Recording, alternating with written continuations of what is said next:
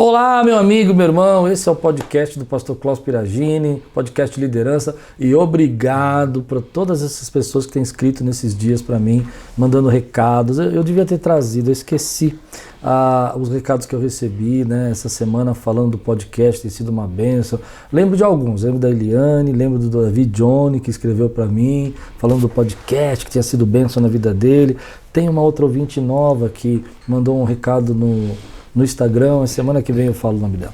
Mas muito bacana esses recadinhos, esses toques que vocês estão dando, como vocês têm curtido, tem sido bênção. Bom, já peço para você, antes de começar o assunto, porque o assunto hoje é muito legal, nós vamos falar sobre tecnologia, vamos falar sobre liderança e tecnologia. Olha que assunto tremendo, né? Como hoje a gente consegue liderar sem tecnologia? Não dá, né? Todo mundo está envolvido com isso, todo mundo tá sempre com computador, smartphone, sempre com internet. Essa é a nossa vida. E nós vamos falar um pouco sobre isso, vamos contar um pouco a história, que hoje eu estou com um especialista aqui, que é meu amigo querido aqui, o Fernando, que está aqui hoje para apresentar o assunto para nós. Fernando, ele faz a consultoria aqui da nossa igreja, ele cuida aqui da parte de contábil da Quírios, né? E ele é um especialista de tecnologia. Ele vai se apresentar melhor. Por favor, Fernando, conta um pouquinho da tua história, se apresenta para nós.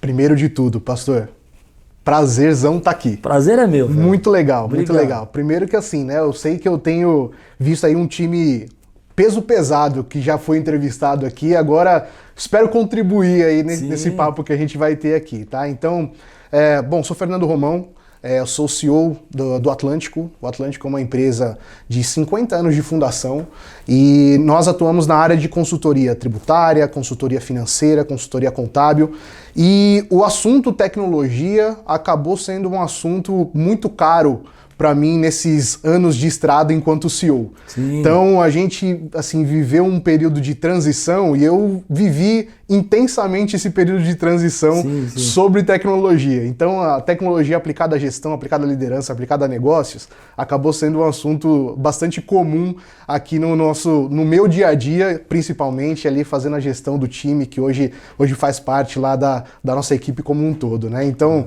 prazerzão estar aqui, pastor, muito legal. Vou fazer uma pergunta que não tem nada a ver com o nosso papo, porque ocorreu agora. Quando você começou a administrar a empresa, né? Eu conheço um pouco a história, eu conheço seu pai há muitos anos, né? Eu ainda estudava no seminário, já conhecia os livros, né?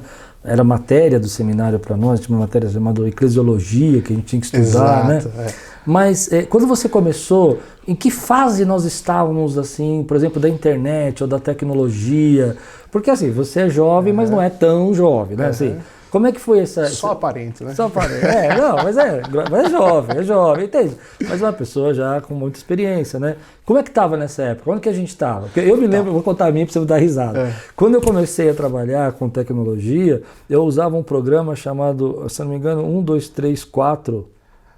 Acho que era 1, 2, 3, 4, antes do Lotus. Do Lotus, tá. Era antes do Lotus, antes do Excel, de tudo isso, né? Era 1, 2, 3, 4, alguma coisa assim, eu não lembro o nome disso, você vê quantos anos faz, né?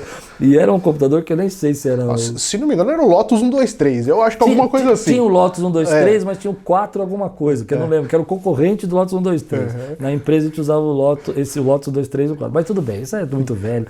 Como é que foi? Como é que você chegou? Então, assim, na verdade, assim, todo esse cenário de tecnologia, eu tava no momento que, não dá nem para começar assim, quando foi o início da minha carreira. Porque a minha carreira, basicamente, ela se misturou com a minha infância e adolescência. Eu imagino. Então, dentro desse ambiente, eu vi desde a época de impressora matricial e carbono, até de fato o advento de internet, e aí sim, programas de computador. Então você tinha o Lotus 123, você tinha o Delta, e aí você começa a trabalhar mesmo naquelas coisas meio de tela verde. E aí você começa a ver aquilo ali, e a partir do momento a gente começa a ver uma aceleração disso, né? Então, aí os primeiros Windows, aí começa a ter aquelas coisas meio revolucionárias, então você começa a ver assim, nossa, internet, caramba, internet, que bicho é esse?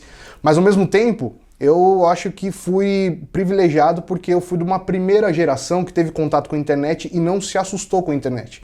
Porque uma geração anterior à minha, ela se assustou ainda com a internet porque Como assim? Eu lidava diretamente com papel, com carbono, para eu replicar alguma coisa lá, eu tinha que fazer lá passar o carbono assim para poder, aquelas histórias do cartão de crédito como era antes lá, Sim. né? Então para você passar o cartão, passava naquela maquininha e tudo mais. Nem lembrava disso. Então isso, por exemplo, eu vi, mas ao mesmo tempo eu peguei a fase de transição. Então, isso era na minha infância. Você sabe que eu fui operador de telex, né? Aí, ó. Tá vendo? Aí, exatamente. Então, assim, a gente conseguiu, época, por exemplo, se hoje eu falar aqui, talvez os mais novos não entendam nem o que é um fax. E, por incrível que pareça, o fax foi um negócio de ontem. Pelo menos no meu imaginário, foi um negócio de ontem. Você sabe que eu tenho uma história com fax? Eu vou contar isso que é rápido. Eu era office boy do presidente do banco. E o primeiro fax que eu vi era da Bolsa de Valores. E ele era desse tamanho. Era um negócio laranja que fazia um barulhão. E você põe um papel carbono e ele ficava girando lá. E aí ele emitia aqueles sons para poder escrever no papel carbono. Era uma coisa louca. E o primeiro fax que chegou, eu estava no banco e eu era o responsável por cuidar. Só tinha aquele fax no banco inteiro. E eu era o responsável por cuidar. E a faxineira viu o fax falando. E ela sai correndo, ela tranca a porta e vai me chamar e fala, tem um negócio lá que tá falando. E ele falava em japonês, porque era uma coisa que tinha vindo do Japão. E ele, aí foi uma situação muito boa. Mas vamos falar da internet, vai. Eu tô me sentindo um velho aqui hoje. Não, mas eu peguei toda essa fase da transição. Então, assim, se a gente for pensar em termos históricos mesmo, a gente vai levar em consideração, assim, ó, a internet, surgimento da internet pra valer, década de 80. Sim. Consolidada década de 90. Verdade. Né? Agora, é lógico que aqui a gente está falando em termos... final de 90, né? Porque assim, a gente quando no olha Brasil, no ponto de vista no Brasil, é exatamente esse o ponto. Então assim, década de 80, porque a internet ela já vem já até antes lá fora, mas década de 80 já começa alguma coisa aqui no Brasil, os primórdios, se consolida assim na década de 90, então metade da década ali a gente já tem já o Windows 95, Sim. Então já começa algum jeito da internet de escada, aquele barulhinho chato lá e tudo mais. Então, no final da década de 90, aí sim, consolidação da internet no sentido de ela não era só aplicada, a gente fala assim de consolidação no sentido de, ela não era só aplicada a grandes empresas. Então você já tinha uma popularização da utilização da internet. Podia ser através lá do AOL, American Online, ou Universo Online, que aí você tinha um CDzinho para instalar lá o discador da internet e tudo mais. Então, usei isso. Começa então nesse período, final da década de 90, aí sim, viradinha ali da década de 2000, tanto é que tem a história do bug do milênio, já tinha algum tipo para aqueles que não estão familiarizados com a ideia do bug do milênio, era o grande temor de 99 para 2000, a virada do ano, o que é que ia acontecer. Então tinha um terror. Os computadores iam se atualizar sozinhos. Sozinhos, né? E aí não sabia o que é que ia ser. Então, a grande situação que a gente eu acabei vivenciando, fazendo essa transição, consolidação da internet mesmo no dia a dia. Então já era um negócio acessível. E aí a gente tem diversas outras mudanças que vão acontecendo desde o advento da internet. Então a gente tem surgimento de celular, consolidação desse surgimento de celular, no sentido de ficar comum, década de 90 e 2000 também. Você tem, na década de 2000 já, smartphone, aí você começa a internet, já não é mais internet de escada, ela já está popularizada, já começa já os primórdios de 3G, com o 3G você populariza o smartphone, com essa popularização de smartphone já começa já uma aceleração dessas tecnologias vinculadas à internet e ao dispositivo móvel. Então você tem o WhatsApp surgindo lá em 2007, 2008, já o surgimento lá fora. Aqui no Brasil, 2010, 2011, 2012, começa uma aceleração também da utilização de WhatsApp. E aí, redes sociais. Você tem então, num período bastante curto da história, se a gente for olhar, o surgimento de uma tecnologia, os computadores, a internet, e a partir daí, a internet e os dispositivos móveis acelera rapidamente esse surgimento de rede social, as interações mudam, a gestão muda. Uhum. Então, do ponto de vista mesmo de aplicação da tecnologia para a gestão, essa aceleração ela tem uma implicação direta no que é o nosso contato com a tecnologia e como que a tecnologia influencia diversas das nossas relações. Pode ser no trabalho, pode ser na gestão dos nossos times, da nossa equipe e tudo mais, ou pode ser na gestão com o nosso cliente, pode ser na gestão dentro da igreja. Tem uma série de situações que são impactadas com isso. As relações sociais nossas mudaram completamente nessa... Aí a gente não precisa nem fazer um recorte tão grande, de 20 anos. Estamos falando assim de um recorte de 5 anos. Se a gente for lá para trás, por exemplo, falar assim, olha, o que era as redes sociais? Era um Orkut, era um Facebook, mas agora já tem uma aceleração de Instagram, TikTok, e a coisa agora é assim. Já não é mais um negócio que em 5 anos a gente já viveu, já parece que viveu uma década. Mas não, a gente está falando ainda de situações ainda tão malucas do ponto de vista da gente olhar do ponto de vista histórico para saber o que teve de impacto, que isso aí se mudou radicalmente as nossas relações. E agora estamos entrando na ideia do metaverso. Exato. O que você acha disso? Eu não entendo nada do metaverso. Então, se a gente for pensar do ponto de vista assim, eu acho que é uma estratégia do Facebook, naturalmente, como qualquer empresa, ela precisa de uma estratégia para que uma rede social, ela precisa e demanda do seu tempo. Então, o que ela quer, na verdade, é deixar você o mais imerso possível para que, a partir dali, ela consiga, como uma empresa, rentabilizar. E qual é a forma de rentabilidade de uma empresa? Publicidade. Então, é lógico que aí também eu estou sendo só olhando do ponto de vista pragmático, né? Então, o porquê do metaverso? O metaverso de fato, criar sim um universo paralelo onde você vai ficar imerso naquela realidade. Então, isso é um negócio que vai acontecer? Não, mas eu acho que é uma estratégia.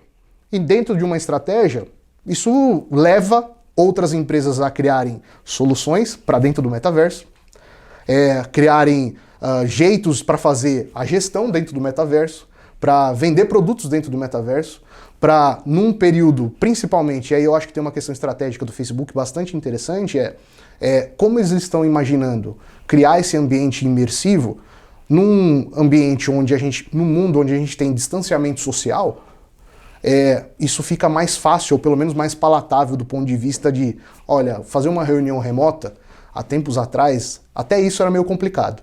Então talvez você criar ferramentas de uma reunião remota, onde você estará na sala, com todas as pessoas junto com você na sala. E você cria esse ambiente e você tem uma tecnologia que permite isso, já começa a fazer mais sentido. E aí faz sentido do ponto de vista de quem vai utilizar. Há anos atrás, se a gente falasse isso de repente num período pré-pandemia, a gente falaria assim, isso não é aplicável. Pelo amor de Deus, Fernando, você está falando assim que vai ter reunião onde a gente vai colocar um óculos, vai ter um ambiente que simula uma sala como essa e vai ser normal? Não, a gente não, pelo menos não olharia não aceitaria tão facilmente, mas hoje a gente fala assim, até que faz sentido eu ter uma reunião onde eu tenha, de repente, uma sala de reunião formatada como seria no meu ambiente de trabalho lá, mas aí eu vou colocar um óculos de realidade aumentada, eu vou ter ali um ambiente onde vai ter todas as características, então se o ambiente da minha empresa ali, de repente eu tenho acesso a alguma informação, alguma coisa ali, não vai estar inserido no metaverso, vai ser ali. Então isso acaba sendo normal, entendeu? Sim. E como você vê um pouco esses avanços, assim, por exemplo, o metaverso, a inteligência artificial, né? Uhum. Agora, essa busca, né, cada vez maior por uma inteligência artificial, esses logaritmos todos, como é que o líder tem que lidar com tudo isso, né? Eu acho que a gente nem explorou todo o assunto da internet ainda, porque é tanta coisa, né? Mas você vê como ele abre, né? Ele vai abrindo, né? E eu acho que nós, como líderes, temos uma dificuldade muito grande, né, de entender tudo que está acontecendo tão rapidamente, né? Eu acho que aí tem uma situação de uma preparação da liderança como um todo, primeiro com relação a ficar antenado com o que está acontecendo. É necessário? Eu acho fundamental. Fundamental no sentido dele. Não é mais uma escolha do líder, fazer, se eu quiser conhecer, eu conheço. Não é porque isso alterou as nossas relações sociais, isso alterou o nosso jeito de trabalhar, o nosso jeito de vida. E já que a gente teve esse impacto direto, não faz sentido o líder virar as costas para esse tipo de situação e achar que, não, eu não vou ser impactado por isso. Não, você já é impactado por isso. Eu não quero saber o que é uma nuvem, não quero colocar... E aí, se não tiver o mínimo aí sim, curiosidade, eu acho que essa é uma palavra assim, fundamental. O líder ele precisa ser um sujeito curioso. E dentro dessa curiosidade é justamente entender melhor essas situações, o que é que está acontecendo no mundo do ponto de vista tecnológico, é lógico que em outros assuntos também, mas do ponto de vista tecnológico, é preciso saber, por exemplo, o que é o Big Data. Pô, todo mundo fala o que é o Big Data, o que significa esse termo e tudo mais. O líder é importante ele saber. Não precisa ser aprofundado. Mas não precisa ser aprofundado. Mas, por exemplo, o Big Data, a gente está falando de um universo tão grande de informações, porque essas informações, esses dados, são gerados o tempo todo. Cada vez mais rápido, porque a gente está imaginando que há uma descentralização de dispositivos. Então, vamos imaginar, nós aqui temos os nossos smartphones e nós geramos dados o tempo todo. Então, assim como qualquer um que tem um smartphone, que tem um computador, está gerando um dado. Pode estar gerando do ponto de vista de ser uma foto, uma imagem, pode ser de um ponto de vista de, é um dado bancário ou um dado numa rede social. Esses dados são gerados.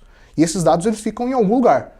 E esses dados são gerados cada vez mais rápido, num volume cada vez maior e cada vez mais complexo. Esse é o Big Data. O Big Data nada mais é do que isso. Essa quantidade gigantesca de dados que são gerados cada vez mais rápido, num volume cada vez maior. E isso significa que, então, não tem mais aquela história do data, simplesmente um data center, que você vai ter lá um servidorzinho onde aqueles dados são gerados. Não, na verdade é tão grande a quantidade de informações que estão sendo geradas cada vez mais rápido, que o Big Data nada mais é do que a junção, então, de todos esses dados que todo mundo está gerando. Então, termos como Big Data, como blockchain.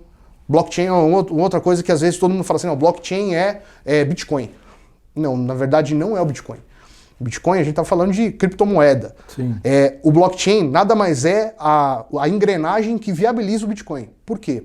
O que é o blockchain? O blockchain é como se fosse um livro que registra uma quantidade de ativos, de informações, e essas informações aqui não podem ser alteradas, elas não podem ser mudadas de lugar, elas são uma cadeia. E é seguro isso? Porque isso é uma dúvida que todo mundo tem da criptomoeda, né? Então, exato. Como elas estão baseadas no blockchain, o blockchain é o que dá confiança e segurança de que aquela moeda que você adquiriu, ela é única, ela é imutável, ela não pode ser, por exemplo, mudado o termo dela ali e ser falsificada. Aquilo ali é único.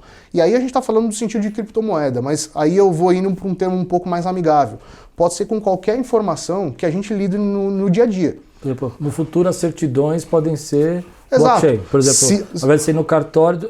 Porque assim, é que assim, você está muito acima do que eu me compreendo, então eu tenho que te puxar para baixo. No futuro, então, quer dizer, uma certidão de cartório pode ser um blockchain. Exato. Então vamos imaginar que hoje nós, ainda no Brasil, é muito maluco a gente pensar nisso. Sim. Mas, assim, quando a gente fala do ponto de vista de burocracia, a burocracia ela caminha para isso, mas a gente ainda está distante porque a gente tem tanta burocracia que é difícil até automatizar ela. Então, quando a gente está falando assim, hoje, no universo maluco, a gente ainda precisa ir no cartório para provar que a gente é a gente mesmo. Sim, recentemente eu tive que ir lá para mostrar que era eu. Então você precisa chegar com o seu documento e não basta só o seu documento. Reconhecer firma por autenticidade. Autenticidade, exato. Então, assim, uma situação como essa, no blockchain, aquela informação, de repente, numa assinatura de um contrato, a gente pode dar a segurança e a validade de que aquela informação não vai ser alterada, não pode ser alterada, e naquela data específica, naquele horário específico, você assinou aquele documento. E isso como pode estar... funciona o blockchain? É isso que eu não consigo entender.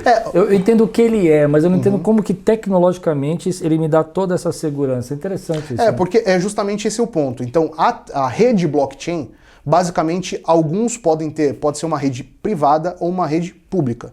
Numa rede pública, todo mundo pode ter acesso às informações que estão ali contidas. Então, vamos imaginar também, olha, hoje tem lá uma ata ou um contrato social. Esse contrato social, ele é um conjunto de informações. E ele foi assinado em determinado horário. Se ali, por exemplo, tem uma rede blockchain que garante a autenticidade disso, não vai ser mais o reconhecimento de firma por autenticidade nem a data que está no contrato. O que vai ser essa informação armazenada nessa rede blockchain. Então, a partir desse momento, aquela informação ela não pode ser alterada de lugar. Por exemplo, ninguém pode entrar nela e mudar a data e o horário que aquele contrato de fato foi assinado. Então isso dá segurança, dá confiança de que todas aquelas informações que estão dentro daquela rede, elas são seguras e que elas não foram manipuladas em nenhum momento, nem foram alteradas em algum momento. Então assim, esse é um exemplo É lógico que quando a gente está falando, a gente parece que é um negócio muito distante da nossa realidade. Não, né? o que eu fico pensando é se nenhum hacker consegue mudar isso, né? Porque os caras são bons, né? Exato. Então, não dá. É uma das situações, mas exatamente esse é o ponto. Como ela está vinculada, é lógico que dos pontos de vista de nuances tecnológicas, tem toda uma complexidade que quem sou eu para poder falar sobre isso aqui no sentido de programação, de algoritmos envolvidos. Claro. Agora, quando a gente está falando dessa rede, de fato, que está disponível de blockchain, isso significa que sim, algumas das informações que hoje nós estamos acostumados a ainda ter o papel, a comprovação, a ida no cartório, o reconhecimento de firma e tudo mais, isso aí, a tendência é que acabe. E aí vem o certificado digital. Aí a gente está falando do acompanhamento da burocracia, né? Sim. Então a burocracia ela está se adaptando a esse cenário tecnológico, de mudança tecnológica abrupta. Em 2009, na verdade de 2007, 2008, 2009 consolidado e virada a chavinha. Foi quando teve o surgimento do certificado digital. Hoje... O que foi o certificado digital nessa época? Era uma tentativa de normatizar a internet, normatizar a pessoa, o indivíduo, vamos pensar, o indivíduo tecnológico, seria isso? Por exemplo, eu sou um cidadão, mas agora me tornei uma pessoa tecnológica, é isso? Na verdade, assim, o certificado digital ele veio com a missão de deixar com que uma pessoa pudesse assinar eletronicamente e também ser devidamente confiado de que aquela assinatura, de fato, é daquela pessoa. E aí eu estou falando pessoa no sentido de pessoas físicas e pessoas jurídicas. O certificado digital ele veio com isso, ainda sem olhar para um cenário blockchain. Que nem existia, né? Porque, na verdade, esse é um cenário que o Brasil criou dentro da sua burocracia. É brasileiro o certificado digital? Na verdade, tem outros modelos fora do Brasil, e esse modelo é um modelo importado, só que o blockchain é quase como uma evolução disso, né? Então, o blockchain é posterior. Como é posterior, a gente está falando de uma tecnologia completamente diferente e que também pode ter o mesmo objetivo. Mas o certificado digital, olhando do ponto de vista do Brasil aqui, o certificado digital foi uma tecnologia para ter uma autenticidade. Então, para acabar com aquelas histórias assim da Receita Federal, ficar em dúvida se o fulano foi ele quem assinou, se aquelas informações que a Receita Federal recebeu foram passadas online, se aquelas informações, aqueles dados todos, são dados que são válidos ou não. Então, a burocracia acompanhou esse cenário de mudança tecnológica. Acompanhou em outros sentidos, por exemplo, porque o surgimento do certificado digital, na verdade, estava mirando também, por parte da Receita Federal, uma automatização de todos os processos de análise da Receita Federal para todas as informações de pessoas físicas e pessoas jurídicas. Em que sentido? A Receita Federal ela criou o chamado Sistema Público de Escrituração Digital, o SPED. Quando todo mundo ouve falar de SPED, é isso que significa esse termo. Então, esse sistema, na verdade, ele é um universo, porque são diversas fontes de obrigações acessórias, declarações que compõem esse sistema. Isso significa que todas as informações dos bancos, as informações das pessoas físicas, as movimentações financeiras que elas fazem, as movimentações de notas fiscais, as compras, as vendas, tudo isso está acontecendo nesse ambiente. E esse acontecimento desse ambiente, ele precisa de validações. O certificado digital valida isso. Então, deixa eu fazer uma pergunta bem simples, assim, e até chega a ser simplória, até assim. Por exemplo, a gente faz o certificado digital, geralmente quem faz o certificado digital ou é um microempreendedor, ou tem uma empresa, e ele entrega esse certificado digital para o contador. Né? O meu, por exemplo, está com vocês. Né? Tudo bem, a gente tem... agora, existe um perigo dessas pessoas que não sabem e fazem esse certificado digital e entregam na mão de outra pessoa? Existe. Existe um perigo para isso? Ele pode ser lesado por isso? Pode. Porque eu já vi gente falando assim para mim, não, eu fiz o certificado, mas eu nem sei. Eu fiz lá e me pediram para fazer, mas eu nem sei o que é isso. Eu já ouvi falar isso. Qual é o perigo disso? Porque a grande questão é o seguinte, vamos lembrar sempre qual era o objetivo inicial do certificado digital. Então é garantir a autenticidade de tudo que está sendo transmitido de informações.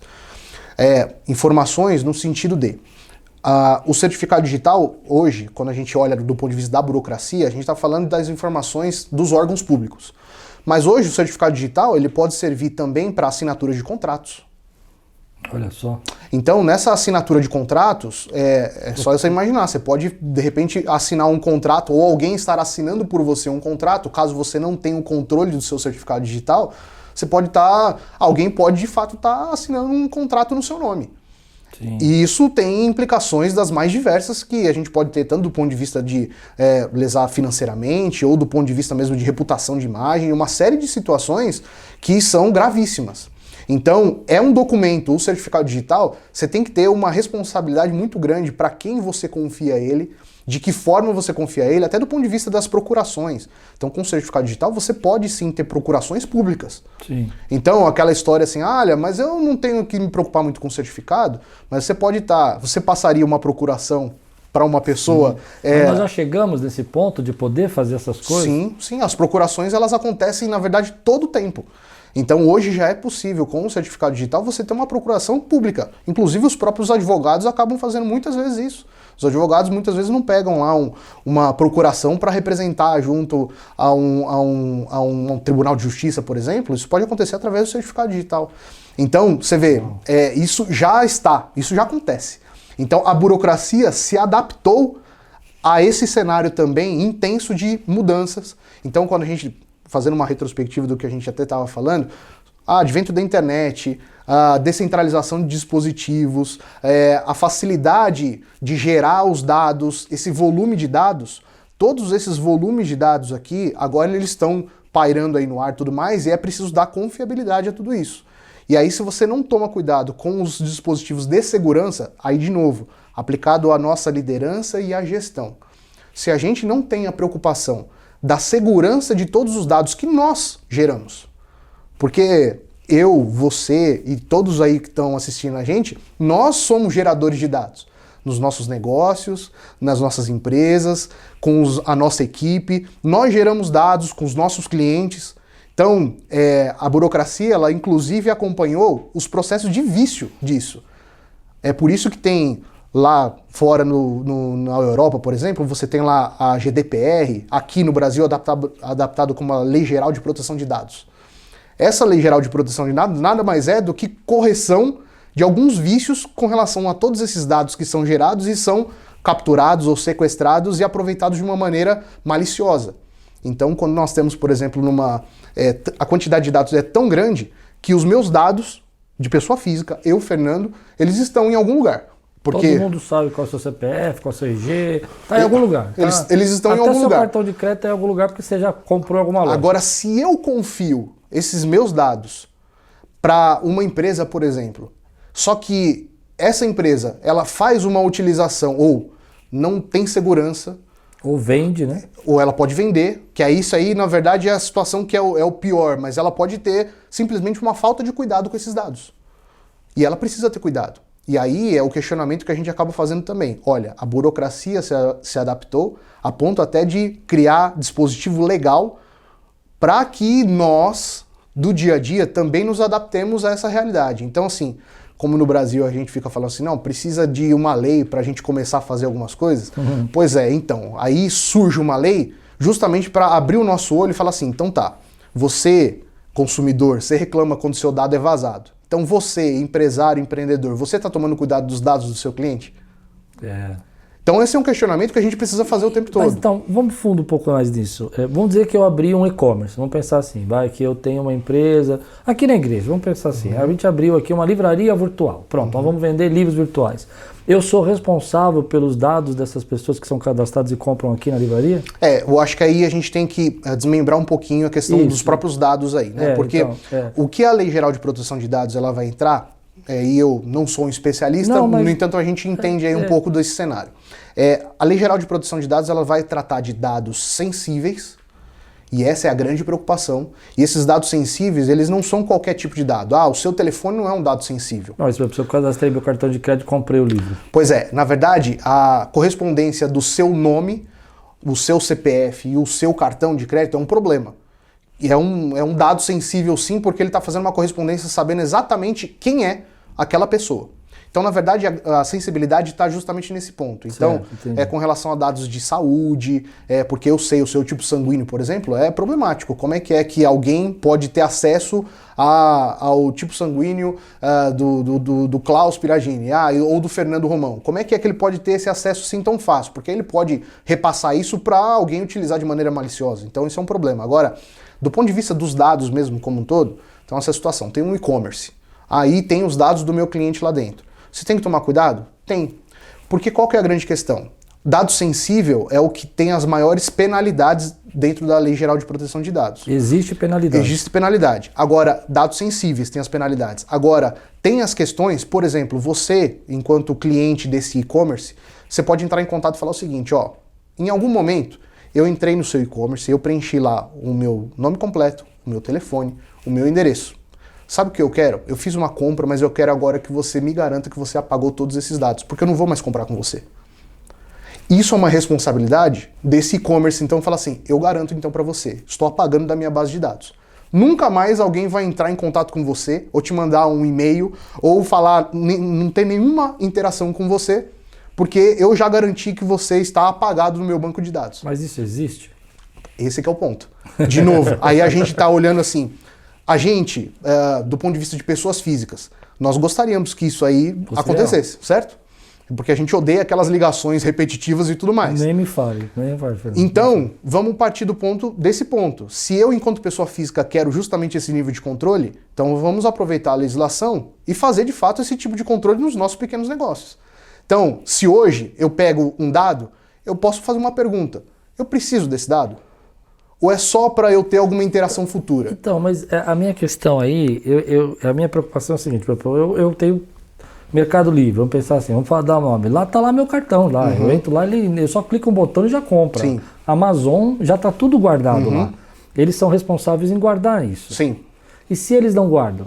Então, aí é que tá o ponto. Então, assim, se eles não guardam, você sim tem as medidas legais garantidas lá na lei. Existem medidas legais que você pode, no caso de um vazamento de dados como esse, você pode sim acionar a empresa porque ela foi negligente com a utilização dos seus dados. Então, se você tem a intenção de manter esses dados lá, eu confio. Na Amazon, por exemplo, eu faço lá e coloco o meu cartão de crédito e todos os meus dados estão lá. Eu confio. Eu espero que a Amazon, então, trate com segurança. Então, quando a gente fala ali, eu aceito as políticas de privacidade, os termos de uso e tudo mais... Eles já estão se garantindo. Eles estão se garantindo nesse aspecto, mas a gente também já está falando, então tá bom, eu estou garantindo para você aqui, eu confio. Agora, se teve um vazamento desses dados aqui, que é de responsabilidade deles manter privados e seguros, se teve esse vazamento, você tem todo o direito de fazer um acionamento, de repente, dessa empresa que foi negligente com seus dados. Então, essa é uma situação que a gente pensa do ponto de vista de grandes empresas. A grande situação é que hoje a gente está pensando nessas grandes empresas, de novo, com aceleração de tecnologia, não são mais os grandes players, as grandes empresas. A gente está falando de um e-commerce que tem o Amazon, mas tem, além da Amazon, que é uma grande empresa, você tem todas aqui no bairro, viraram e-commerce durante a pandemia. Sim, e algumas até se linkaram ao Mercado Livre. Se linkaram ao Mercado Livre. Amazon, né? Porque Amazon aparece lá, da Amazon não é da Amazon, né? Exato, porque aí elas viraram grandes plataformas, na verdade, para recepcionar todo esse outro mercado que estava por baixo, aí atuando nos bairros e tudo mais. Então, assim, virou, até do ponto de vista dessas grandes empresas, virou uma estratégia muito inteligente, porque elas não precisavam ter só o centro de distribuição delas. Então, não, pera um pouquinho, você pode utilizar da minha plataforma porque você não vai conseguir construir essa plataforma e você se utiliza desse meu serviço e a partir desse momento você começa a comercializar também pela internet. Então, assim, foi uma estratégia para eles, só que esses cuidados precisam ser da empresa que está se credenciando lá. Ela tem que sim seguir todos esses critérios. Ela pode sofrer uma punição por isso? Pode, sem dúvida eu já vi pode. muita gente falando assim, não, eu abri um e-commerce. Eu já vi pessoas falarem para mim aqui na igreja. Mas eu nunca vi eles falarem, não, a gente teve toda uma política. Eu abri um e-commerce. Estou vendendo pela internet, só que ele pode estar correndo um risco de...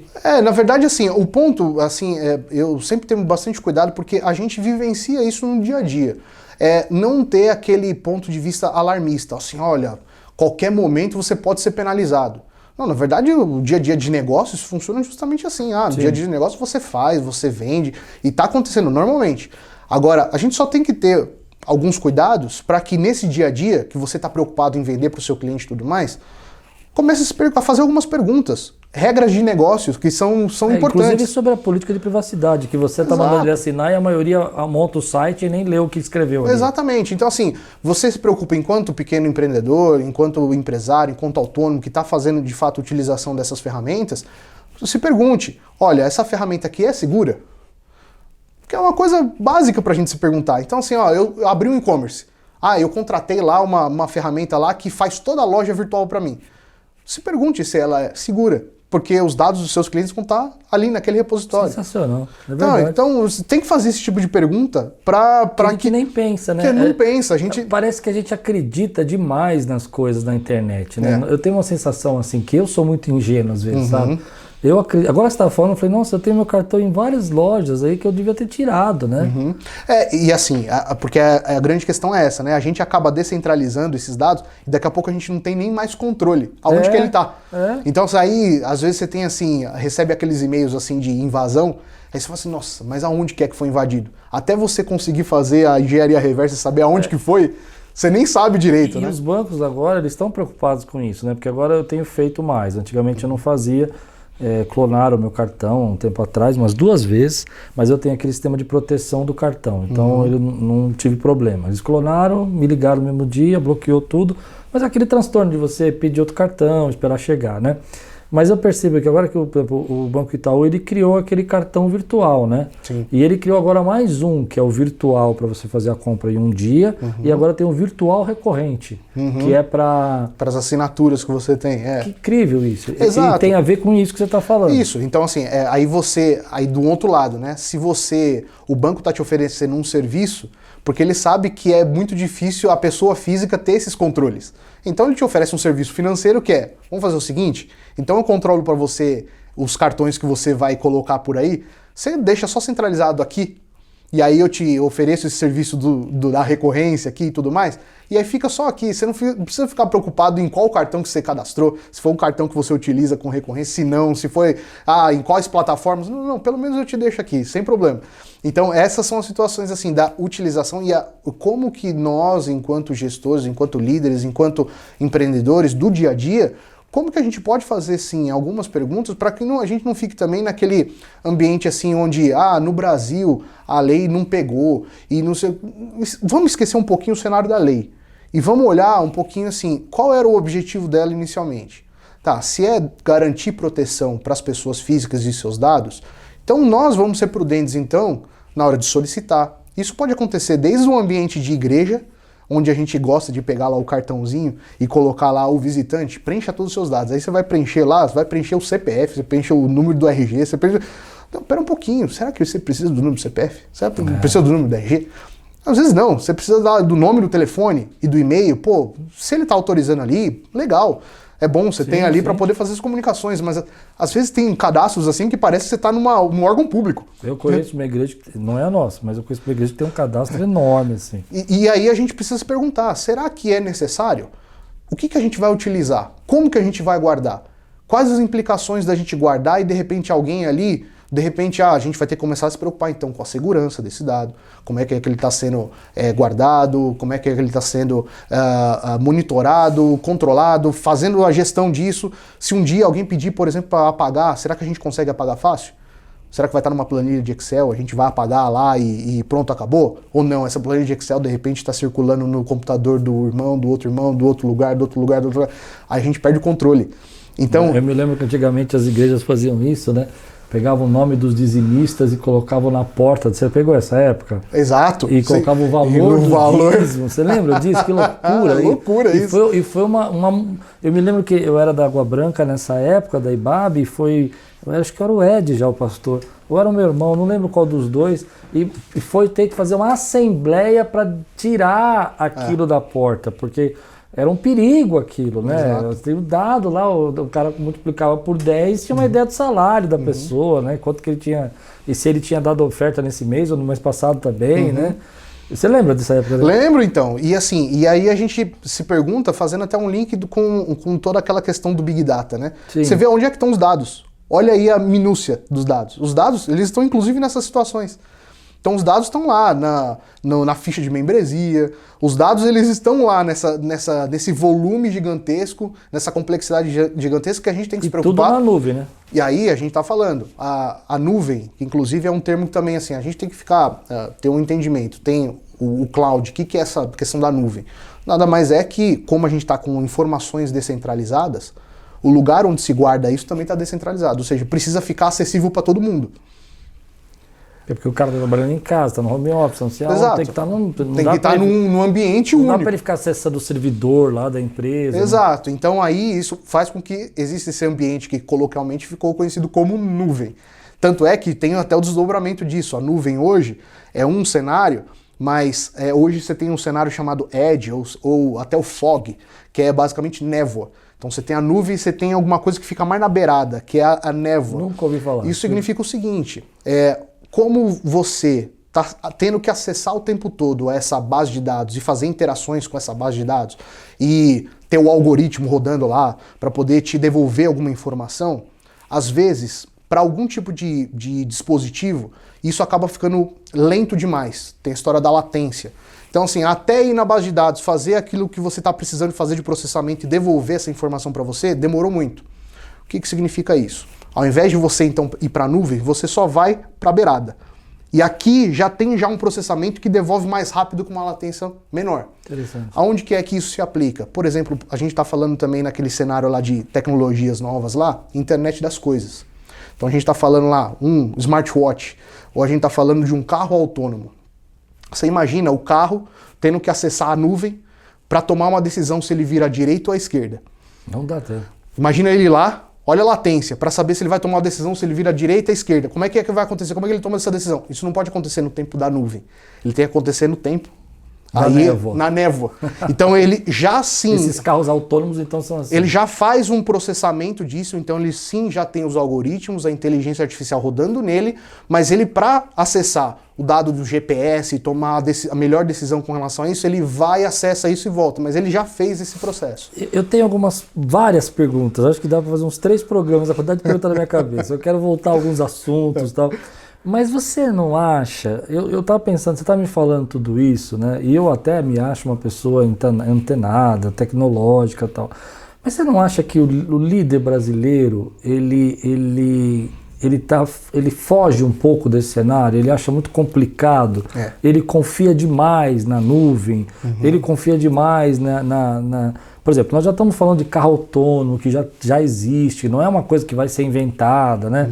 A Uber estava querendo lançar esses drones para levar pessoas, né? Tipo pequenos helicópteros. Né? Até 2024, o Elon Musk estava criando um túnel em Los Angeles que era para chegar mais rápido, que era para tentar espalhar pelo mundo esse túnel de ar, né? Que eles chamam, que o carro desce e já vai. Isso já está sendo feito, né? Mas eu acho que o Brasil, o comerciante, por exemplo, o comerciante, ele não quer colocar, por exemplo, uma catraca eletrônica. Ele acha que aquele dinheiro... Estou falando de coisas básicas, é verdade. Tá? Né? Que a catraca eletrônica seria para ele poder ter o controle de uma comanda eletrônica para ele poder ter uma segurança na compra, né? Outro dia eu fui com a minha filha, na verdade minha filha foi no hospital e tinha um restaurante em frente. E como era hora do almoço, estava com muita fome, eu fui almoçar. E esse restaurante não tinha uma catraca eletrônica, ele tinha uma mulher que ficava na porta, era um restaurante bonito, tá? Não era que dava o papel. Eu peguei meu papel, tranquilo, sem problemas, não estou aqui reclamando de nada, mas fui lá, não é uma crítica. Só que quando a minha filha chegou, já era um horário das 2h30 mais ou menos, que ela ficou lá no hospital, ela entrou direto. Eu estou contando um case para você ver como eu acho, porque eu quero tentar mostrar, porque eu quero que você me fale como essa consultoria toda que você faz, se você não sente isso. Ela entrou direto só para me chamar. Então ela não tinha ninguém na porta, a moça não viu ela entrar. E ela não entrou correndo nem nada, ela entrou me procurando. Eu me achei, levantei. Quando eu fui entregar a comanda de papel, a mulher perguntou da dela. Eu falei, não, mas ela não tem, porque ela não almoçou aqui, ela estava no hospital. E a gente estava, inclusive, com a pulseirinha lá, né? A pulseirinha. E aí ela falou, não, mas é que se ela entrou, ela tem que ter pego uma comanda. Eu falei, mas pega com quem? Ah, tem uma moça que fica ali. Só que na hora que ela falou da moça, a moça estava olhando pro outro lado, né? De costa. Então, assim, completamente alienada o que nós estávamos conversando. Eu falei, olha, a senhora vai me perdoar, ela estava no hospital, ela não almoçou. Eu almocei, porque eu estava esperando, eu fiquei aqui almoçando e fiquei aqui. Eu sentei na mesa tal. Aí a moça olhou, aí o dono do meu comércio ficou bravo comigo. Eu não quero tomar muito tempo, mas... Não, mas aí entendi. Aí eu falei, meu Deus, ele põe uma funcionária parada para entregar uma comanda que ele podia ter resolvido. Tudo bem, eu não sei o custo disso, mas teria mais segurança, porque o jeito que ele ficou bravo, outras pessoas já tinham feito isso, né? Na cabeça dele, eu não queria pagar a comida dela. Tava burlando o negócio ali. E ele estava muito bravo, outras pessoas têm feito. E ele podia ter resolvido com uma comanda. Então, aí me surgiu a ideia, será que a gente não tem uma resistência a essas tecnologias? Nós já estamos falando aí de carro autônomo, nós já estamos falando, já tem carro no Brasil, né, que é semi-autônomo, ainda não é autônomo, mas já tem, a Volvo tem o semi-autônomo, e eu percebo que o brasileiro acha que isso está muito longe. E aí isso aí é uma questão, eu não sei se a gente pode mencionar isso como uma questão cultural, mas assim, a gente gosta, ou pelo menos tem um vício de falar assim, não, eu gosto de seguir tendência. Isso é muito bonito, gosto de seguir tendência. Verdade. Gosto de seguir tendência. Como na verdade, se você está seguindo a tendência, você já está atrasado. Sim, né? Então assim, você antecipa a tendência. Então nessa situação, do ponto de vista de aplicação para pequenos negócios mesmo, se a gente de fato não tem uma cultura de falar assim, não, pera um pouquinho, antes desse universo gigantesco me atropelar, e aí depois eu vou ficar só chorando, falando assim, poxa, mas a culpa é do governo, a culpa é da lei, a culpa é do imposto, porque a culpa vai atropelar, né? Vai atropelar. Isso vai atropelar. Já está nos atropelando em determinadas situações já. Então, seja do ponto de vista mesmo dessas questões básicas, olha, pera um pouquinho, se eu tenho alguma tecnologia que pode me ajudar nisso aqui, eu não vou utilizar isso como uma inimiga minha. Pera um pouquinho, deixa eu entender. Minimamente, eu não estou nem falando assim de se aprofundar, mas pelo menos entender, porque se tem uma aplicação no seu negócio, aproveita isso. Isso não é, ninguém está querendo destruir o seu negócio por destruir. São as situações que vão acontecendo. Mas eu acho que o brasileiro pensa assim, isso não tem nada a ver comigo. Exato. Não é isso, eu tenho essa sensação. Por exemplo, meu contador faz. Então, mas quando eu falo até mesmo a culpa é do governo e tudo mais, aquela terceirização de responsabilidades. Sim, eu entendo. Mas assim, quando a gente vai tomar uma decisão em cima disso, é por isso que é bastante importante a gente ter diversos papos como esse aqui, porque isso aqui faz com que a gente tenha uma reflexão para o nosso dia a dia. Então, quando a gente está falando de Big Data, é lógico que a gente vai lá longe, né? Carro autônomo, a gente vai lá longe, mas vamos trazer então para a nossa realidade.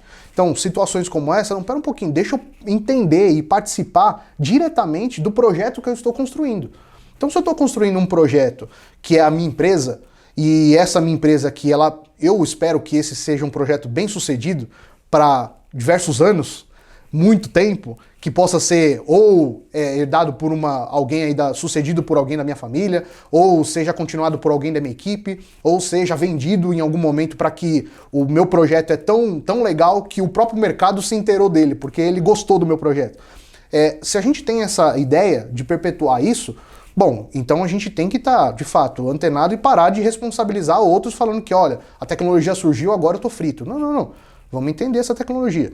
Então, e como eu posso também usá-la ao meu benefício, né? Por exemplo, eu vejo, por exemplo, as pessoas não entendem como funciona o YouTube, elas não entendem. Uma coisa que você estava falando, que era a segunda pergunta que eu ia fazer, mas tem a ver com isso, você estava falando de segurança, né? Eu me preocupo um pouco, eu queria saber se isso é bobagem, né? Talvez sei que não é a sua área, tá? Eu estou saindo um pouco fora, mas eu acho que você vai me ajudar a entender. As pessoas colocam tudo nas redes sociais.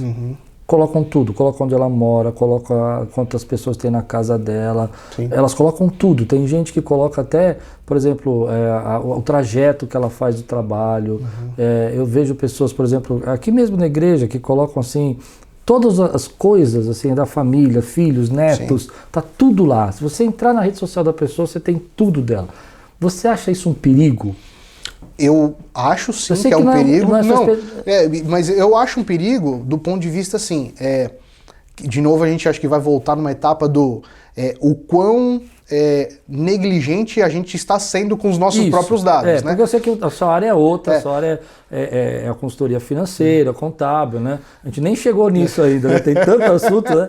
Mas eu queria saber de você, né? Olhando assim, você é um cara internado. Eu acho perigoso justamente nessa medida, porque assim, se a gente fosse, e aí eu acho que isso pode ser aplicado para qualquer um que esteja assistindo a gente agora. Eu não tenho preocupação se você é um cara prudente com os seus dados. Sim. No sentido de, olha, eu sei exatamente aonde que é que eu tô colocando meus dados, eu tenho as autenticações, eu tenho a segurança, eu tomo esses cuidados aqui. E aí eu quero sim expor um pouquinho mais da minha vida em algum determinado momento, numa rede social, tudo mais aqui. Eu faria? Não. Não faria porque a gente está falando de quem é que tem acesso, como que tem acesso. Aí a gente tem que tomar cuidado da utilização maliciosa de tudo que você está colocando lá. Mas eu vejo cantores colocando foto do carro dele importado, então, da saída. Aí são as situações assim que você está expondo e aí na exposição a gente fica, de fato, como o nome está dizendo, a gente está exposto a qualquer tipo de interação. E de novo, quando a gente estava falando lá daquelas as mudanças que esse tipo de tecnologia traz para as nossas relações sociais. Então a gente tem uma mudança drástica nas nossas relações sociais. Tanto do ponto de vista mesmo simples, aquela inveja que se sente através da rede social, e você não sabe o que aquela inveja desperta de fato. Se aquilo ali vai ter um desdobramento do ponto de vista simplesmente de ter um hater. Sim, e vai só te brigar. Se vai ser só assim ou não. Tanto é que você tem a evolução lá de delegacia de crime cibernético, você tem esses pontos assim que são muito mais densos e profundos, mas que tem tudo a ver com essa mudança dessa dinâmica social que a tecnologia tem trazido. Recentemente eu vi um caso aqui que pegaram uma rede social de uma pessoa aqui da igreja, tiraram o rosto e colocaram em corpo de mulheres nuas o rosto da pessoa. Você imagina? E criaram a rede social com o nome dela e tudo para exatamente. divulgar. Então é a utilização maliciosa do que a gente mesmo gerou de dados e deixou exposto. E, de novo, não estou nem falando de dado sensível. Aí a gente está falando de dado público. Uma foto no Instagram, tem ali a sua rede social. Mas aí a sua conta é hackeada, pode ter uma utilização para a tua imagem, que pode ser um problema. Então, às vezes, numa situação como essa, justamente, aonde que pega? Pega financeiramente? Explicar, né? Pega na sua imagem. E aí, como é que você vai lidar com essa exposição da sua imagem? Então, essa mudança das dinâmicas sociais, mesmo com relação à utilização da tecnologia, assim, muda drasticamente, até aplicando do ponto de vista mesmo do dia a dia, da liderança, de novo, com a questão da gestão. Muda do ponto de vista das nossas relações sociais com a nossa equipe. O nosso time muda completamente. Por quê? Porque antes eu estava acostumado a... Não, eu chegava todo dia às 8 da manhã no escritório, encontrava todo mundo lá, estava todo mundo ali do lado, se eu via alguém fazendo alguma coisa errada, eu já falava, não é assim que tem que fazer. Se eu vejo alguém ali que não está tratando bem o cliente, eu falo assim, não é assim que tem que atender. Bom, mas isso mudou. Verdade. Agora, a tecnologia nos forçou a fazer uma gestão diferente, descentralizada. Como? E aí a gente precisa justamente assim, são os pontos onde a liderança precisa aprender. Porque assim, a gente tem uma mania de centralização muito grande. Não à toa que quem está à frente de negócios e de projetos a pessoa que encabeça isso, é aquela que vai assumir os riscos. Quem assume o risco tá com a cabeça para fora assim, falando, pera um pouquinho, ninguém tem coragem, pode deixar que eu vou. Mas nessa, assume um monte de coisa, centraliza um monte de decisão. Então, na verdade, agora você tem que ter uma mudança sendo mais flexível. Você tem que descentralizar. Você tem que dar autonomia. Aquelas pessoas que trabalham com você nesse projeto precisam ter autonomia. Eu concordo, mas como é que você supervisiona essa autonomia à distância, entende? Aí entra a tecnologia. A tecnologia. De novo, entendendo muito bem como que a tecnologia pode te ajudar nesse processo. De novo, a gente está partindo da premissa do seguinte, é uma avalanche, a gente não tem controle dela. Então, se voltar a pandemia amanhã, vai todo mundo voltar para casa, a gente tem que trabalhar. Como é que a gente vai fazer? Então, né? é um cenário que está posto. Então, e até mudando um pouquinho até, né? Porque essa questão da pandemia que fez todo mundo se isolar, na verdade, é uma tendência agora no mercado de trabalho. Tanto é a dificuldade que as empresas têm no sentido de recrutamento de pessoas e tudo mais, porque as pessoas não estão querendo mais ir para o lugar de trabalho. Elas estão preferindo um trabalho híbrido, no mínimo, ou home office. Então vamos trabalhar de casa. E tem a vantagem também para a empresa que ela consegue contratar funcionários à distância. É ótimo para as empresas. Melhores às vezes. Mas agora, para as empresas que estavam habituadas a isso, é excelente. Agora, aquelas que não estavam habituadas a fazer uma gestão à distância... E que não tinha nenhum tipo de preparo tecnológico para isso. E aí já diria o meu avô na época assim, não, porque a empresa precisa ter o olhar do dono. Meu pai falava isso direto. O olhar do dono. O boi engorda com os olhos do dono. Exato. Agora, como é que o dono vai ficar de olho, de fato, no que está acontecendo à distância? Então, a utilização de tecnologia, sim, do ponto de vista, assim... primeiro, eu acho que aí tem uma questão que a gente precisa desmistificar, do ponto de vista de... O líder brasileiro, especificamente, o empresário e tudo mais, ele tem talvez um problema... que é achar que ele está, ao contratar alguém, ele está alugando aquelas horas. Isso significa o seguinte, que ele não contrata pelo objetivo daquela pessoa entregar alguma atividade para ele. Ele contrata pelo período. Você trabalha 8 horas para mim. Não importa. Olha, eu preciso que você, desde faça um software para mim, até me sirva um café... Sim. Não, são as 8 horas. Se você fez o seu software em 6 horas, as outras 2 horas você vai passar me fazendo um café. Porque eu te aloquei nas 8 horas. Esse é um vício. E é um vício que numa situação como essa fica exposto. E tá mudando isso? Tá mudando a forceps, né? Porque isso tem que acontecer. Essa questão de você estabelecer objetivos fica muito mais claro, independentemente da tecnologia.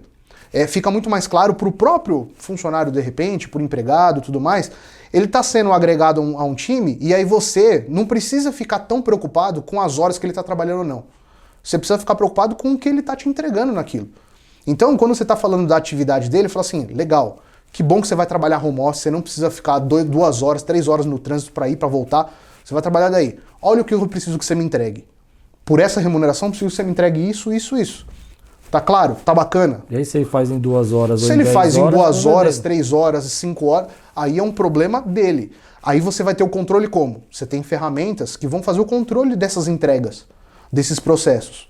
Que, para fazer o rastreio de tempo, para saber exatamente o que é que ele está acessando, Eu não sou muito a favor dessa questão do espionar cada etapa, cada passo que ele está fazendo, mas acho que de um ponto de vista de segurança, até mesmo, porque, de novo, os dados estão sendo gerados lá. Ele se loga na sua nuvem e aí você sabe tudo que ele transitou. Exato, ele interage lá, faz todo o processo lá, faz todas as entregas lá, e eu consigo não olhar a pequena entrega que ele está fazendo, mas eu consigo olhar o global, como é que estão essas coisas. Então, é lógico que também aqui a gente está partindo também de um ponto onde, aqui eu estou falando de prestação de serviços, né? Mas tem situações assim, num restaurante, pô, Fernando, eu sou um dono de um restaurante, como é que eu vou controlar a distância? Não, ele tem que estar lá. Lógico que ele tem que estar lá. Naquelas horas, por quê? Porque é aquelas horas que o seu restaurante vai estar aberto. Isso vai funcionar desse jeito para essas atividades que são intrinsecamente presenciais. Agora, nessas atividades presenciais, também é possível você não ter esse vício. Fala, não, fulano tá aqui, ele tem que fazer às 8 horas aqui, e não importa o que ele faça. Ele vai desde lavar o banheiro até picar a cebola. Defina bem as atividades, o escopo que a pessoa foi contratada ali, porque se você divide bem, você consegue precificar certo, você consegue até dar uma motivação para quem está fazendo aquilo ali, porque às vezes a pessoa ela tá achando que ela vai só cortar a cebola, putz, eu acho que eu vou fazer parte do processo de produção, mas daqui a pouco eu tô lavando o banheiro, eu falo, puxa vida, será que eu tenho que lavar o banheiro? Não, se você definiu no início com ele, legal, isso é bom. Agora, se você no meio do caminho mudar essa regra, não é bom para ninguém. Talvez seja por isso que os jovens estão pedindo tanto demissão, né? É um dos desafios, e eu imagino até mesmo a gente teve o próprio podcast aqui com o Michel falando dos millennials e tudo mais. Sim. Esse é um desafio. É um desafio porque o millennial não quer trabalhar por horas, ele quer trabalhar por tarefas. Por tarefa, por objetivo. E aí aquela história dele se sentir conectado com o objetivo. Se ele não se sente conectado com esse objetivo, ele vai simplesmente... Aí você vai falar assim, nossa, o jovem é cabeça fraca, né? Aí isso significa, então, que ele simplesmente, dá 2 meses e ele já tá querendo outra coisa. Tá, qual foi a clareza que você deu com relação ao objetivo que você esperava dele? Sim. Então essa é uma situação, uma quebra de paradigma nossa enquanto gestores, enquanto líderes, enquanto empreendedores. A gente precisa também aprender a fazer uma gestão de um time que sim, vai ter que ser remota. Então aquela história da autonomia, aquela história de eu não vou ficar microgerenciando nada, eu vou utilizar sim da tecnologia para ter as ferramentas corretas, saber das entregas do time, eu vou conseguir ter tudo isso, mas só pensar do ponto de vista de tecnologia sem mudar a mentalidade também não funciona. Eu acho que isso é fundamental. Porque eu acho que também existe uma mentalidade do funcionário, né? Não talvez dos milênios, que eles entendam mais isso, a tarefa, mas geralmente geração X, que nem a minha, assim, existe uma questão seguinte, bom, então tá bom, então se eu não vou trabalhar mais 8 horas, eu vou dar uma sabotada nas tarefas, né? Então eu vou fazer metade da minha tarefa, eu vou abandonar. Mas esse é um assunto para um pós-podcast. Vamos para o final, que infelizmente nossa hora voa, mas eu queria te perguntar de criptomoeda, eu tenho vontade de entender, eu não entendo nada disso, eu queria entender o que é isso, né? Mas eu queria fazer uma pergunta que talvez envolva a criptomoeda. Como é que vai ser o futuro? Futuro com inteligência artificial, futuro com criptomoedas, como é que você vê o cenário? Como você falou, nós estamos tendo cortes muito rápidos, né? Tá aqui, daqui a pouco já mudou tudo, um monte de gente pensando em tecnologias novas, né? Agora, por exemplo, eu acho que talvez algumas empresas que talvez daqui a um cenário, talvez não no Brasil tão rapidamente, mas daqui a uns 10 anos eu acho que vai acabar, motoboy acho que acaba.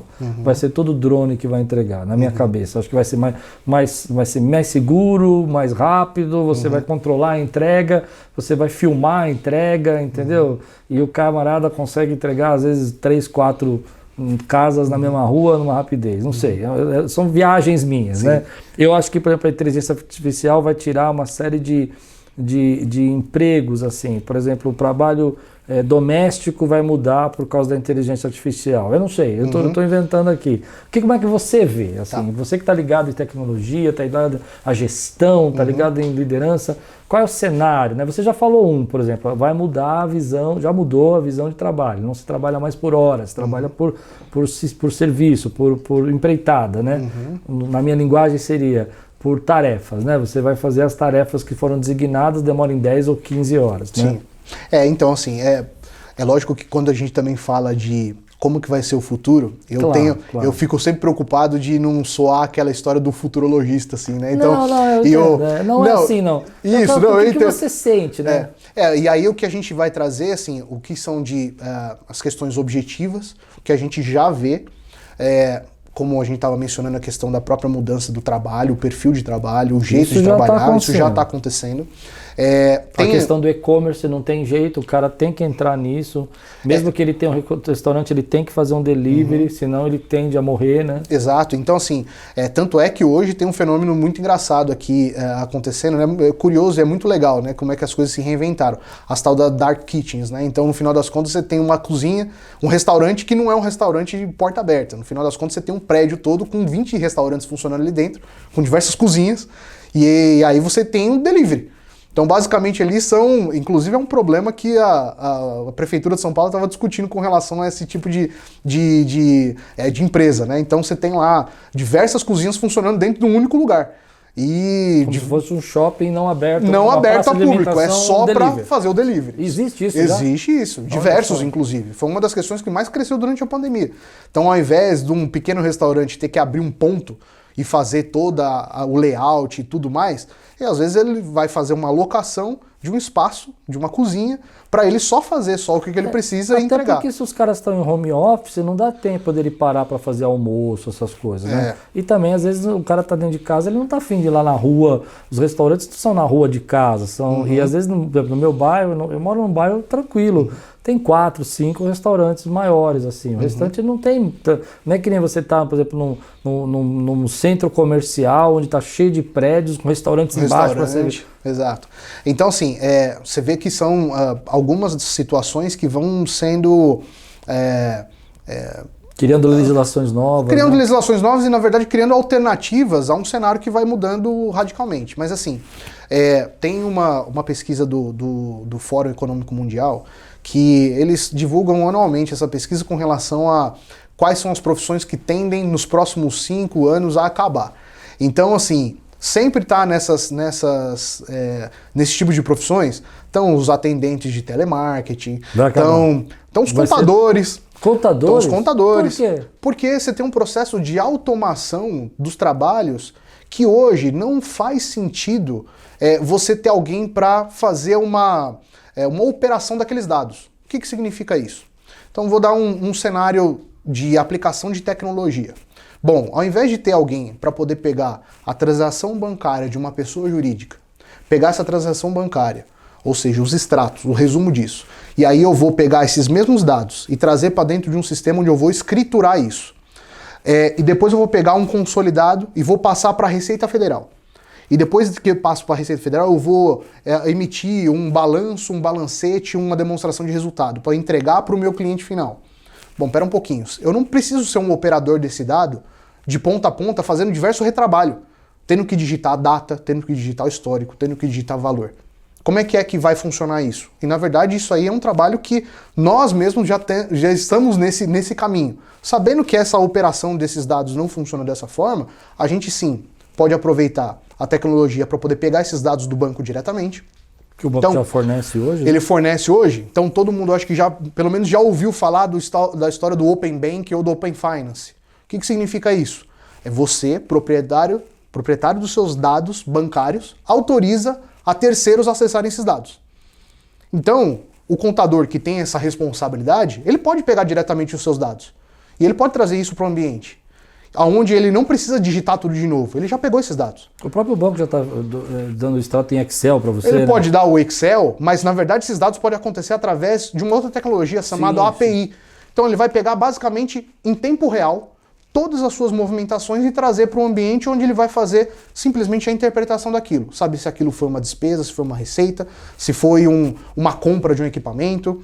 Já fazer um link com a nota fiscal, porque isso aí também já é confrontado automaticamente. É possível fazer essa confrontação automática. Aí ele manda direto para a Receita Federal. Além de mandar direto para a Receita Federal, ele interpreta esses dados e te dá um dashboard de tudo que está acontecendo. Então esse processo, por exemplo, é um processo que parece distante, mas na verdade é um processo real. Que você acha que daqui a uns 5 anos vai ser assim? E eu acho que isso, novamente, né? A gente não quer ser futurista. Não, mas eu acho que sim, vai ser dessa forma. E aí eu coloco só um asterisco, que não é do ponto de vista das tecnologias estarem nesse ponto. Elas já estão nesse ponto. Com relação a algumas particularidades do Brasil com relação a reservas de mercado. Entendi.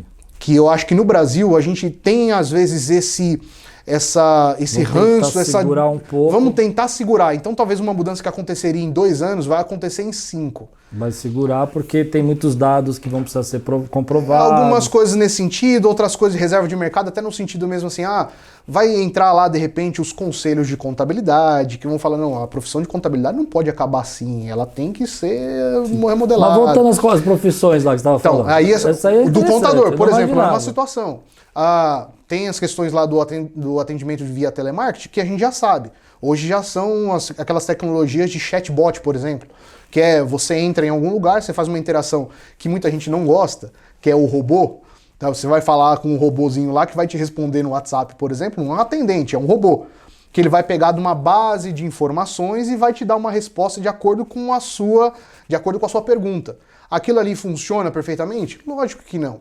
Mas é uma tecnologia que está sendo aprimorada. Isso significa que a própria tecnologia, do jeito que ela foi construída, ela vai se aprimorando sozinha, inclusive. Ela vai aprendendo termos novos. É a história do machine learning, né? Então a máquina está aprendendo com ela mesma. É o caso do Alexa, né? Alexa... Exato. Então, você tem situações como esse, que são o caso da Alexa, da Siri, que você faz interações e ela vai te responder. Mas eu vou falar, eu sempre fui da Apple, mas a Alexa é 10 vezes melhor do que a Siri. Exato. Então, impressionante, assim, você vê que é uma evolução gigante já, né? Mas é a própria, de novo, é o ponto da própria máquina fazendo um aprendizado entre ela mesma para poder saber, eu preciso ter uma identificação melhor da linguagem com relação a gírias, com relação às vezes, alguns acentos culturais diferentes e tudo mais. Mas isso já acontece. Nós estamos vivenciando isso.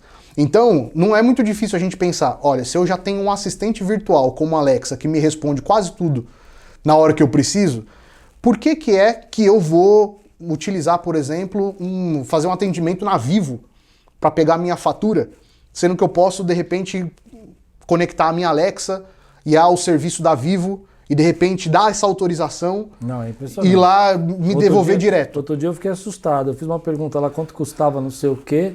A Alexa, como eu tenho a conta na Amazon, né? A Alexa respondeu quanto custava e perguntou se queria comprar. Esse é o ponto. Se eu falasse sim, ela comprava, porque já estava com todos os meus dados. Com todos os dados. Exato. Impressionante, né? E essa é a situação. É uma coisa. Agora, deixa eu fazer uma pergunta que me ocorreu. Ontem eu fui no shopping, fazia muitos anos que eu ia no shopping. Acho que desde a pandemia, acho que eu fui uma vez ou duas, na pandemia toda no shopping. Eu nunca gostei muito de shopping e tal. Acho que eu fui outras vezes, mas eu percebi a quantidade de lojas fechadas. Muitas.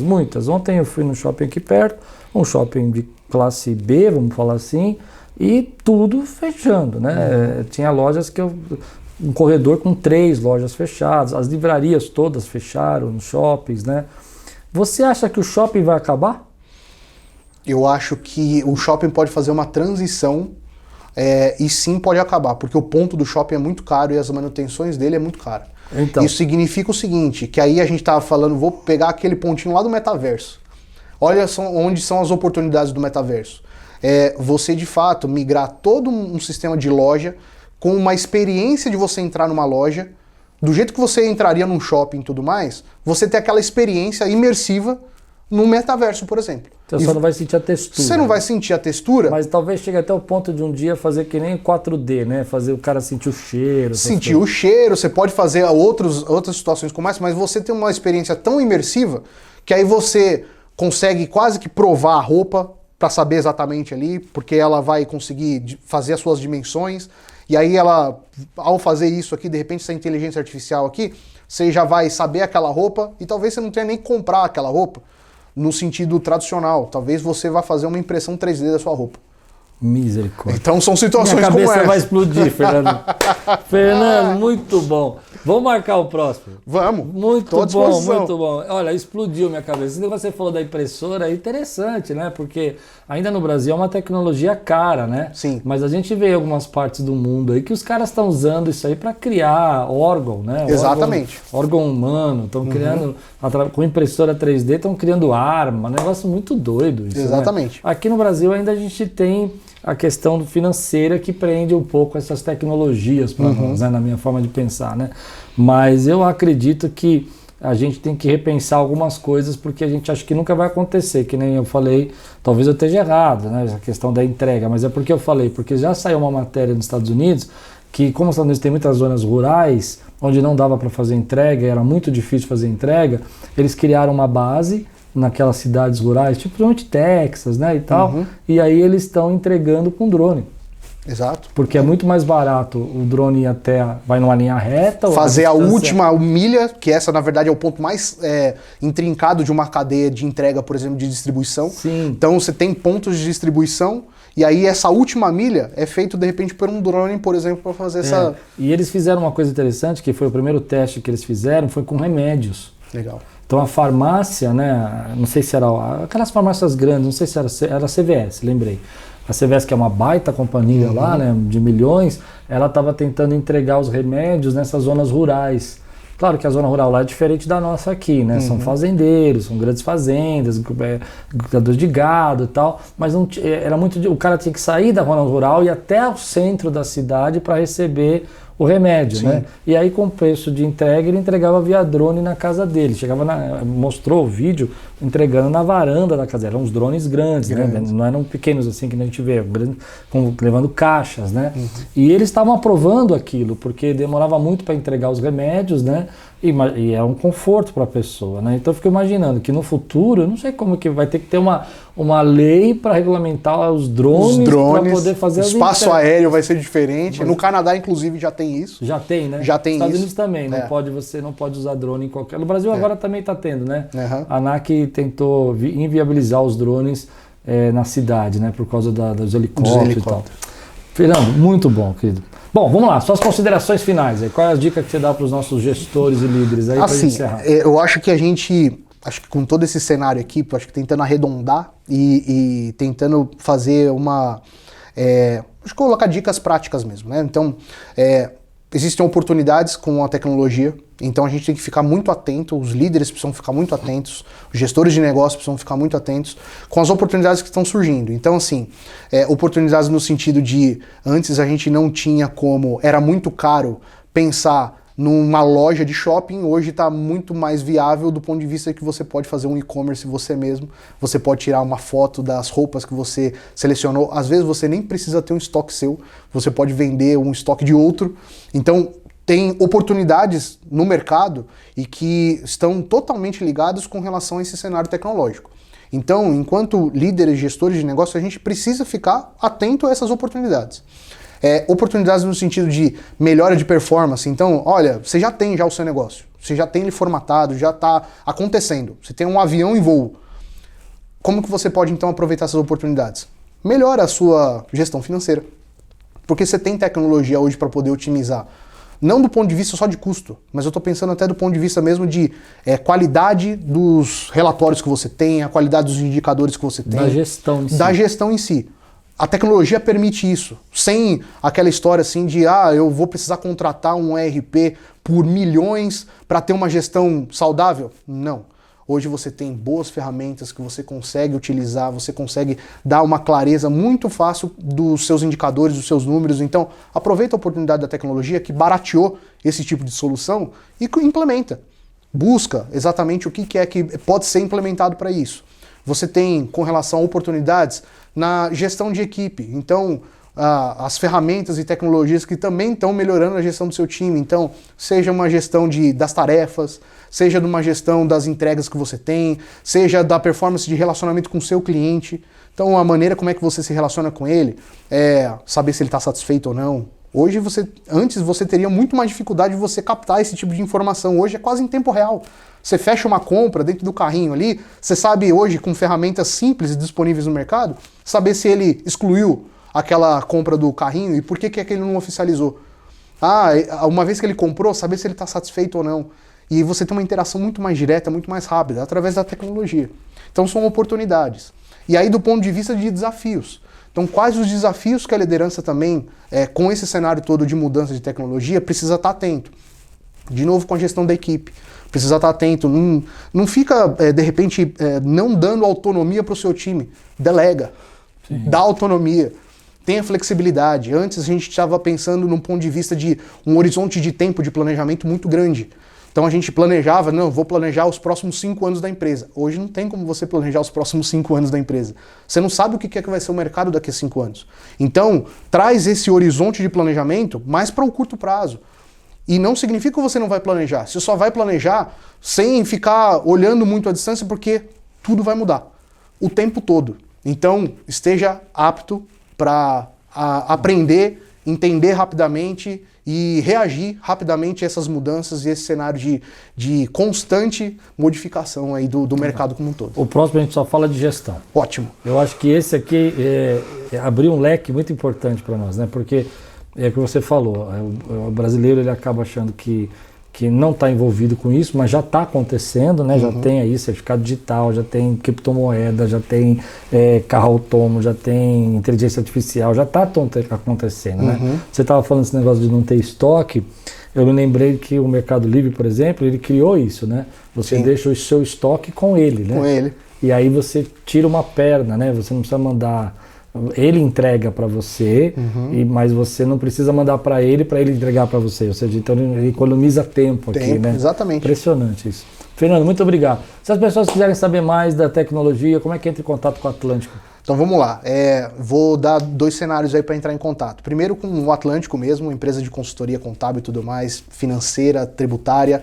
A gente já trabalha já com essa mentalidade utilizando tecnologia, então entrar no site lá, atlântico.digital. Atlântico.digital. Sem .com, sem .br. Atlântico.digital, e aí você vai entender um pouquinho mais dos nossos serviços e produtos lá. E comigo, se precisar, quiser bater um papo e tudo mais, porque eu sou um entusiasta desse assunto, meu Instagram. Muito, né? Meu Instagram lá, o @Fernando Romão. Então, tudo juntinho lá, _ Fernando Romão, e aí me encontra lá, manda direct. Eu não posto muita coisa no Instagram não, mas tem lá meu direct e a gente bate um papo por lá também. Obrigado.